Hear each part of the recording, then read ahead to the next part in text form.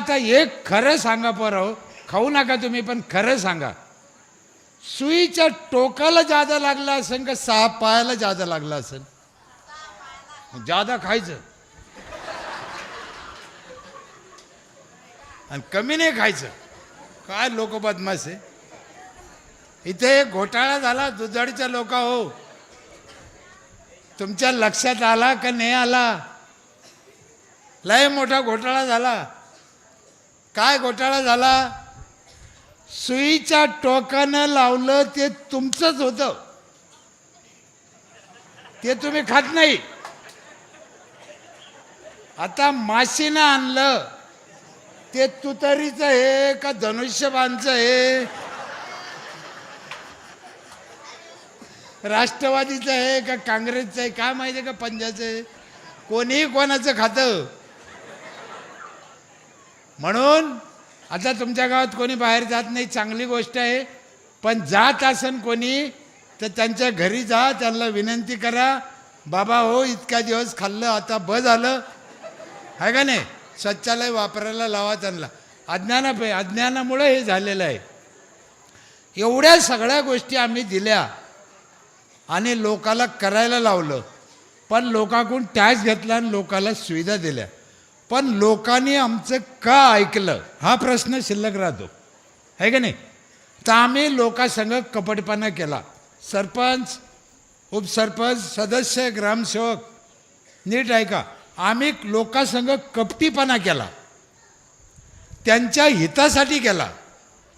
म्हणजे जो टॅक्स भरण त्याला गिरणी फुकट, हे कपटीपणाच आहे. पण त्यांचं हित आहे ना. गावातले लोक, आम्ही कचरा आणतो दर घरी जाऊन, कचरा लोक प्लास्टिक त्याच्यात देते, द्यायला नाही पाहिजे, आणि कचऱ्याचं खत करायला पाहिजे. तुमचं पण चांगलं आहे, पण लोक प्लास्टिक बाजूला देत नाही. आम्ही काय केलं, 2 वर्षांनी त्या बाईला एक पिशवी दिली, कचरा ठेवायला कुंडी दिली, ट्रॅक्टर आमचं घरोघर जातं, रोज कचरा आणतं. आणि त्या बाईला सांगितलं प्लास्टिक जर बाजूला ठुलं तर तिच्याकडून 15 रुपये किलोनं विकत घेतो आम्ही ते प्लास्टिक, फेकीतच नाही. आता महिला एवढ्या हुशार झाल्या, तिचं तर ठुतीच.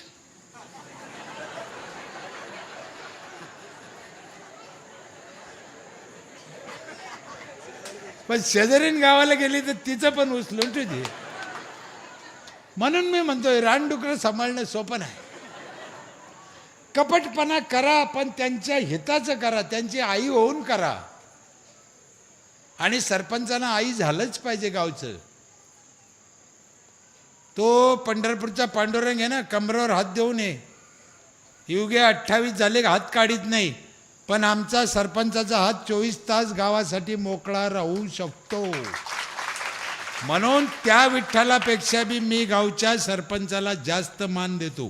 कुणाला काय वाटू, सरपंच, ग्रामसेवक याच्याशिवाय गावचा विकास नाही. ते माणूस मेलं का नोंद करीत नाही पंचायतमध्ये, त्या दिवशी नोंद केली पाहिजे. सरपंचाला 21 दिवसाचा अधिकार आहे. दप्तर जातं पंचायत समितीला, मग नोंद करायची तर कोर्टात जावं लागतं, वकील लावा लागतो, 5,000 खर्च येतो, गावात वाद होतो, भांडणं होते. तो म्हणतो सरपंचानं तोंड पाहून नोंद केली नाही, राग होतो. मग आम्ही काय केलं, जो माणूस म्हातारं मेलं त्याच दिवशी नोंद करीन तर त्याच्या बापाला जाळायला लागणारे लाकडं ग्रामपंचायत फुकट देईल. मग त्या लाकडाच्या आशेनं ते अर्ज करतं, नोंद होती ना. आपल्याला काय, साप बी मेला पाहिजे आणि काठी बी नाही मोडली पाहिजे. महिला लग्नाची नोंद करीत नाही, करते का? नाही केलं पाहिजे. एक बाई आली आमची इथं, ती म्हणे दादा माझ्या पोराच्या जन्माची नोंद करायची. म्हणलं बाई बैस, पाणी बिणे दिलं तिला प्यायला. म्हणलं तो पोराच्या जन्माची नोंद करतो, काय अडचण नाही, पण तो लग्नाची नोंद करेल आहे का? म्हणे नाही. म्हणलं मग कोणाचं आहे? इतका राग आला साहेब तिला, सत्य घटना आहे. सगळ्या गावानं रडत गेली. मला इतक्या शिवाय द्यायला लोका देखत तिनं, मेला तुला लाज वाटते का, कोणा सरपंच केला, असा हलकट सरपंच राहतो का. पण सगळ्या गावच्या बायाला माहीत झालं लग्नाची नोंद नसली तर पोराची नोंद करीत नाही. आता हळद लावूनच येते, आमच्या लग्नाची नोंद करा, विषय मिटला. आणि लग्नाची नोंद करायला TC जोडा लागते. त्याच्यामुळं माझ्या गावात अल्पवयीन मुलीचं लग्न होतच नाही. आता मागच्या वर्षी आपल्या सदस्याच्या पोरीचं लग्न मोडलं, 1 दिवसाचा फाल्टा होता. सदस्य ग्रामपंचायतचा 18 वर्षाला 1 दिवस कमी होता. हनुमंतरावाच्या मंदिरासमोर, खोटं बोलत नाही, ग्रामपंचायत सदस्य नाही नोंद घेतली आम्ही वाडीवरचा. 18 वर्षाला 1 दिवस त्याची पोरगी कमी पडत होती, नाही ऐकलं आम्ही.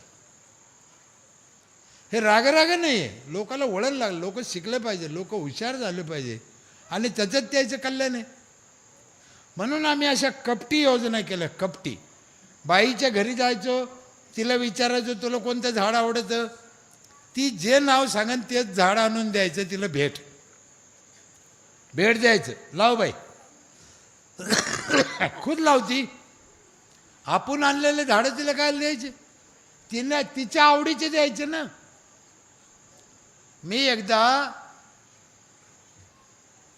सप्ताह सांग, चौधरी साहेब होते वाटतं तेव्हा, वडं आणले होते तेव्हा.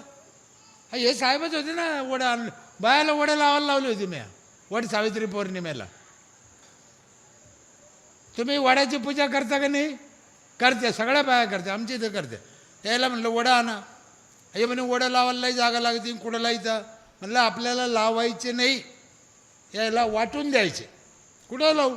ते म्हणे बाया कुठं लावून. म्हणलं कुठं लावू, आपलं काय घेणं. 70 रुपये मिळाले, वडं आणले. माय मावल्या हो, माफी मागून सांगतो, सत्य घटना आहे. लाऊडस्पीकर आहे आमच्या इथं दौंडी द्यायला असा, 18 लाऊडस्पीकर आहे तुमच्यासारख्या, 18 दर घरी ऐकू जातं. शिपायाला दौंडी लिहून दिली. काय दौंडी लिहून दिली? उद्या वड सावित्री पौर्णिमा आहे, दुसऱ्याच दिवशी होती. महिलाने वडाची पूजा केली पाहिजे, ग्रामपंचायतने वडं आणले, घेऊन जा. 70 रुपये होते आमच्या पैसे. वड सावित्रीच्या पौर्णिमेच्या दिवशी वडाची पूजा करणं लय पुण्याचं काम आहे, लय. दौंडीत सांगत होतो बरं का, इथं नाही सांगू राहिलं तुम्हाला. वड सावित्री पौर्णिमेला वडाची पूजा करणं लय पुण्याचं काम आहे, पण आपले वडं पूजा, दुसऱ्याचे वडं पूजू नका. जे बाया पळत आल्या, आमचा वड द्या, आमचा वड द्या, 70 वडं 5 मिनिटात फोफा घेऊन गेल्या. आणि इथं बसलेल्या माता भगिनीला माझी हात जोडून विनंती आहे, तुम्ही पण वडं लावा. तुम्ही म्हणून वडाला लई जागा लागते, खोटं आहे. वडाला जागा लागत नाही.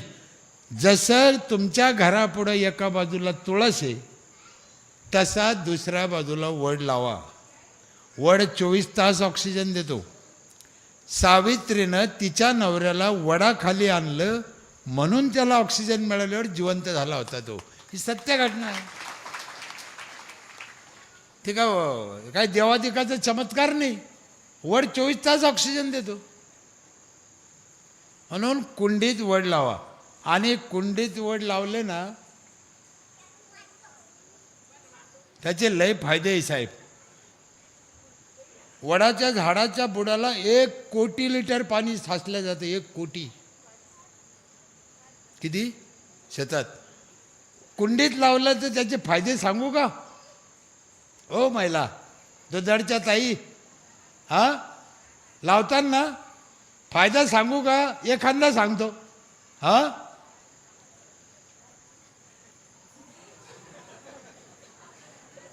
कुंडीत जर वड लावला दरवाजा पुढं, तर आपला वड आपल्या डोळ्यापुढं राहतो.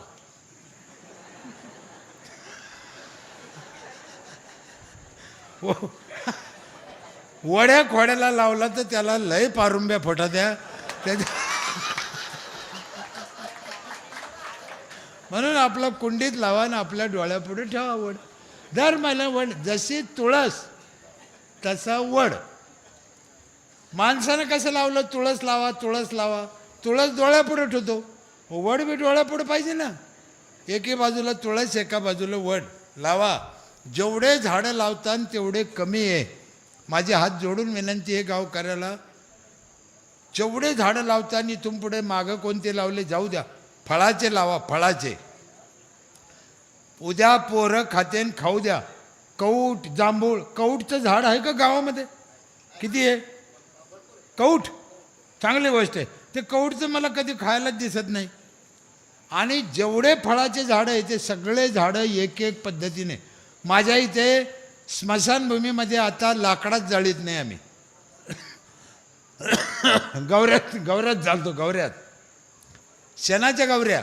गाव सुधारल्यावर एक एक गोष्ट करायची. लाकडात माणूस जाळायचं नाही, शेणाच्या गवऱ्यात जाळायचं. आणि त्या गवऱ्यात लय मस्त जळतं. लाकूड तोड करायची नाही. गवऱ्यात इकडं इकडं हातपाय करीत नाही, शांत जळतं, ढुनू ढुनू ढुनू ढुनू. तुम्हाला भरोसा नसेल तर मरून पहा तुम्ही. हा ना, त्या गवऱ्यात लय मस्त जळतं. गवऱ्यात लाकूड कशाला तोडायचं, कशासाठी जाळायचं? गवऱ्यात लय भारी आहे. म्हणून महिलाला माझी विनंती आहे, गावकऱ्याला, आपल्याला एक एक गोष्ट करायची, एक एक गोष्ट सुधारायची. केल्याने होते रे, आधी केले पाहिजे. तुम्ही म्हणाल हे खरं नाही ते खरं नाही, असं नाही. माझ्यासारख्या पामराला शक्य झालं, तुमच्यासारख्या गावाला तर काही शक्य आहे.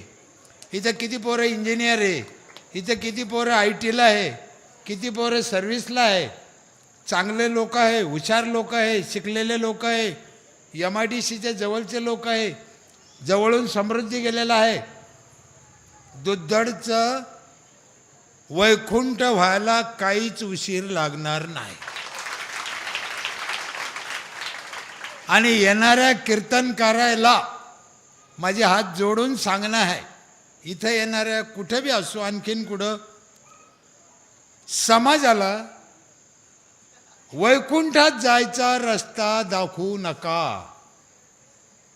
बस काल ती आता बंद करा.